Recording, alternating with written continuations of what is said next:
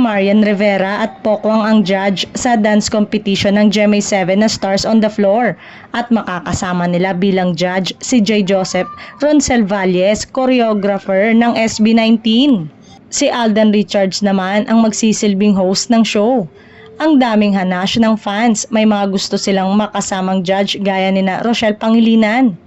Bakit daw si Pokwang ang napiling isa sa judge gayong mas kilalang dancer si Rochelle?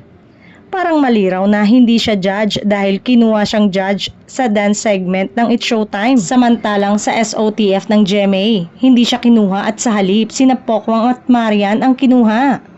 Maaalalang may matinding rason ng GMA kung bakit hindi nasamang judge si Rochelle.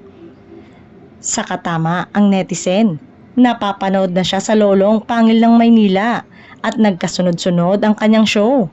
Kapag nakarating kay Pokwang ang mga reklamo ng fans na dapat si Rochelle ang kinuhang judge at hindi siya, siguradong sasagot ito na magiging 3 show na ng GMA dahil may TikTok lock at binibining marikit ito.